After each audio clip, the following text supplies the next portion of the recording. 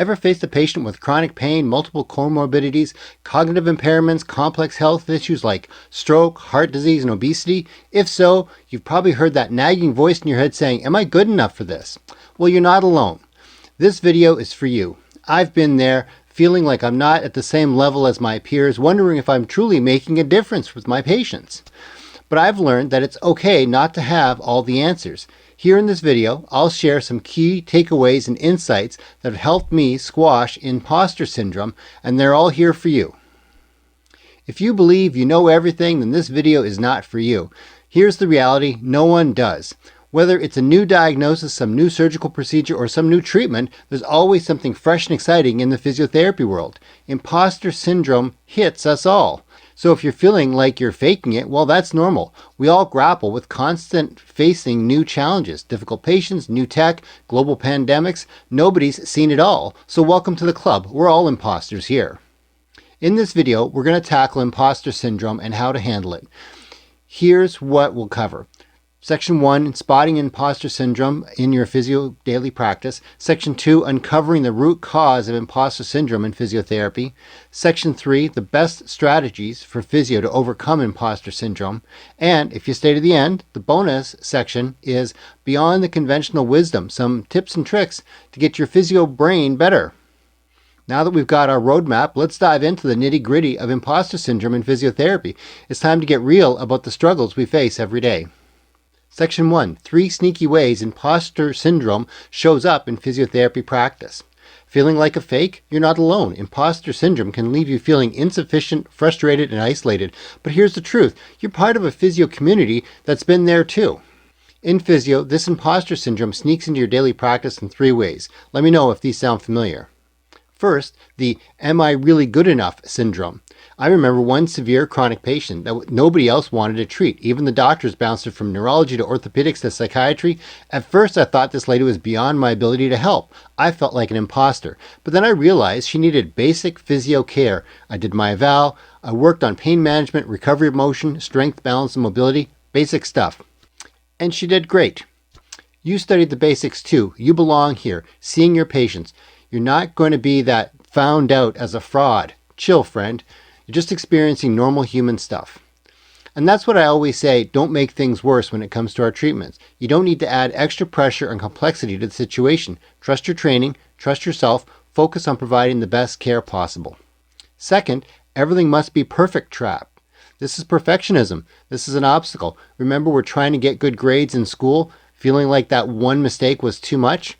Remember, nobody's perfect. We all make mistakes. Anybody who says that they've never messed up is yanking your chain. Mistakes aren't failures. They're learning opportunities. Fail forward, my friend. That's why I always stress the importance of having a system. Be organized, track what works, and learn from what doesn't work. Adjust as you go. This will help you navigate the ups and downs, refine your approach, and keep you moving forward. No need to be too hard on yourself. Lastly, that just one more article syndrome. Feeling like you're studying for finals all over again with every patient? You're not alone. Over preparation can be imposter syndrome's sneaky little sidekick. Here's the truth: you're constantly learning and growing, and that's what makes you an awesome physio. But here's the secret: not everything in physio is backed up by super solid research. We're working with humans, and humans are complicated. That's why to be a great physio is more than just the science. It's about understanding how people's minds and bodies work together. Learn to listen, communicate, and motivate your patients can make a big difference in how they get better. So focus on developing those skills and trust that you're making a positive impact. Remember, it's okay not to have all the answers. You're human too. The reality is we're all learning and evolving. That's what makes us better physios. So let go of that self-doubt and have confidence in your abilities. Remember, one day at a time is more than just an awesome TV show. Section 2, the 3 hidden causes of imposter syndrome in physiotherapy. Let's take a look at the 3 core reasons why physios grapple with imposter syndrome. Understanding these can be a significant step towards overcoming them. First up, sky-high expectations of the perfectionism trap. We're in a profession where we're expected to work magic, right? Patients come to us in pain. They want results yesterday. It's completely understandable. But this can create a huge internal pressure for us to do better and better, to be perfect. And we're not perfect. We're humans. So you want every assessment to be spot on, every treatment to be life-changing, and when things don't go as planned, because they never do go as planned, that little voice in your head starts say, maybe you're not good enough. I know how frustrating this can be. Mastering physio skills takes time and practice, just like perfecting a manual therapy technique or nailing gait analysis after seeing the patient take 2 or 3 steps. Number 2, the endless learning curve. This is that feeling of never feeling like you're enough. The world of physiotherapy is constantly evolving, constantly changing, new research, new technologies, new techniques, and it's a never-ending stream of information, which is awesome, but it can also be overwhelming. And you're constantly trying to keep up like you're on a treadmill that's going too fast. It's like trying to drink from a fire hose. You might think, everyone else seems to know so much more than me, but guess what? Everyone feels the same way. It's part of the journey. Remember, continuous learning is a good thing. It means you're dedicated to provide the best care. And finally, number 3, the comparison game. This is the social media madness that we're all guilty of, scrolling through Instagram or LinkedIn, seeing other physios seemingly crushing it, while I'm here stuck on MySpace trying to figure out how to add glitter to my profile page. It's like everyone else is winning gold medals and I'm still here trying to tie my shoelaces. But here's the reality check. Remember those perfect physios on Instagram? They're just the highlight reels, not the day-to-day reality. People rarely post their struggles and setbacks. Comparing yourself to others is a recipe for feeling inadequate. Instead, focus on your own journey, your own progress. Everyone's on their own path here. So what's the big takeaway here? Why is this understanding the reason so important? Because recognizing these triggers is the first step to silencing that inner critic. It's about realizing that these feelings are normal, especially in our field. We're in a demanding profession that requires both technical expertise and genuine care for our patients. And now it's time to get tactical as we dive into the actionable strategies to conquer this imposter syndrome. Section 3, kicking imposter syndrome to the curb. 3 top strategies for physiotherapists. Here are 3 banging strategies that you can use to kick that imposter syndrome out of your physio practice. Reality check negative thoughts. Challenge that inner critic. When that inner voice in your head says, I'm not good enough, ask yourself, really? Would my friends say that to me? Would I say that to my friends? You wouldn't let others smack talk you like this. Why do you do it to yourself? Shift your mindset to calm your brain and reduce that threat response. It's being nice to yourself, really. Get better with help from others. Find a physio friend or a mentor to guide you or talk to your coworkers about what you're going through, or maybe just keep watching my videos, whatevs. Loads of times I've improved because of advice of my coworkers. The best places to work are where you can feed off each other, lift each other up. That's how we get better.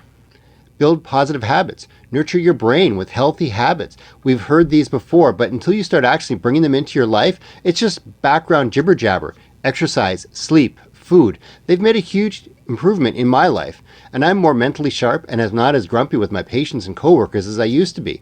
And I'm having way more good days than bad days. I got more habit ideas in the bonus section, so stick around for that. Now that we've covered those 3 core strategies, let's dive into some more bonus tips that'll help you take your physio to the next practice, your brain to the next level. It's time to get a little bit unconventional here and help you thrive as a physio, as a person. Time to get your head in the game. Bonus section, boost your physio brain with bright minds, the unconventional physio career tips. Get ready for a fresh perspective. My unconventional approach and practical tips for physios start with the powerful foundation, Dr. Daniel Amen's Bright Minds approach. This is a game-changing framework that helps physios build confidence, overcome self-doubt, and thrive in their careers. Let's go through this Bright Minds mnemonic letter by letter. B is for blood flow. Exercise regularly to improve focus, concentration, and creativity. Who doesn't want to stay focused and alert during long clinic hours, especially since our patients seem to be getting more and more complicated? The R is for retirement and aging. Retirement and aging don't have to mean a cognitive decline. Physios can totally stay sharp and healthy by taking care of themselves. You should try to exercise regularly, manage stress, and eat nutritious food to keep our brains and bodies working well. Also, learning new things through like workshops and teaching others can help keep our brains focused and fresh. I is for inflammation. Eat an anti-inflammatory diet. This is a diet rich in fruits and veggies and whole grains to boost energy, reduce muscle soreness, and recover from those demanding physio work days, especially those manual patients. They can be killers. Genetics. Know your family history. Understanding your genetic predispositions can help you personalize your strategies and lifestyle choices to reduce risks. Given my family's family's medical history. My doctor has prescribed a certain medication that I'm not thrilled about taking, but he's convinced that this will help me stay alive, so I've decided to follow his advice and take this stupid medication. H is for head trauma. Protect your head. We see the devastating effects of head injuries and concussions every day. So I've got to ask, do you practice what you preach? Whether you're hitting the slopes or cruising on your two wheels, remember to protect that precious peanut of yours. Just like gloves and masks, this PPE is only effective if you actually use it. T is for toxins, reduce exposure. Physios can lower their risk by being mindful of the chemicals, the cleaning agents, the medication patches and creams that our patients are using, even mold or dust in the treatment areas. By minimizing toxic exposure, not only safeguards your own health, but also creates a safer environment for our patients. Remember, we were just discussing how crucial PPE is. M is for mindset or mental health. Practice positive self-talk. We've touched on this already. We'll delve deeper into it soon. Just a minute. Keep waiting around here. Positive self-talk is a powerful tool for physios to boost their confidence and skills, which can in turn enhance patient outcomes. By consciously practicing positive self-talk, physios can better manage self-doubt and counteract impostor syndrome. I is for infections. Stay safe. Physio infection control includes frequent hand washing, proper cleaning, and the use of PPE. One of the pandemic's positive legacies increased the awareness and acceptance of gloves, masks as essential tools in preventing the spread of infectious diseases. N is for neurohormonal deficiencies. Neurohormonal balance starts with a lifestyle and nutrition, eating omega-3 rich fruits, stress-reducing adaptogens, whole grains, and specific supplements like vitamin D and magnesium. Other supportive factors include optimal neurohormonal balance, like regular exercise, reduced stress, and sleep hygiene, and possible hormonal therapy, depending what your doctor says. D is for diabetes. This is where insulin resistance and obesity converge. This is bad news. This can impair cognitive function, contribute to depression and anxiety, and even increase your risk of dementia. We combat this diabetes through lifestyle, like diet, exercise, and stress management. S is for sleep. Prioritize good sleep. Good sleep hygiene is crucial for physios to stay focused and recover from their demanding clinic days. Establish a consistent sleep schedule. Create a dark, quiet, cool bedroom. Make sure to wind down by calming routine at the end of the day. Avoid screens, stimulants, and exercise before going to bed. Wake up and get natural light. Get enough sleep each night. I know all these sound so obvious, but advice you don't take isn't advice, it's just jibber jabber in the background. Try this out. Take one area of these bright minds and focus on it for the next week. Let me know how it goes in the comments below. Now let's go from one Dr. Amen idea to another. Ants. Ants are automatic negative thoughts. These little gremlins sneak into your head and start whispering doubts about your skills as a physio. Well, Dr. Amen's got the scoop on how to deal with them. Start by noticing when they're buzzing around in your brain, then give them a reality check. Ask yourself if it's really true or if it's just yourself playing tricks with yourself. Finally, swap out those negative thoughts for some positive, uplifting vibes. For example, if your automatic negative thought is, I'm not cut out to be a physio, then you got to really challenge this. Really, you think about the patients that you've helped. And finish with a positive statement. I'm skilled, I'm a caring physio, I'm making a difference in my patients, I'm making an impact. Remember, you're the boss of your thoughts. Don't let those ants mess with your head. These ants can really drag you down, making you feel like you're a complete imposter. I'm going to give you some homework here. It's simple. Write down one automatic negative thought, one ant, and challenge it with a question. Replace it with a positive affirmation. Share your progress and struggles in the comments. My 2 books are now available at Amazon. What They Don't Teach You About Documentation in Physiotherapy School, a short how-to manual for successful daily note templates, and From Injury to Recovery Through Exercise, simple functional exercise progressions for physiotherapists to restore lifting, standing, walking. Thank you for your support. Get ready for more sparkle, this video right here, and let that subscribe button be your gateway to a world of endless possibilities. Thank you.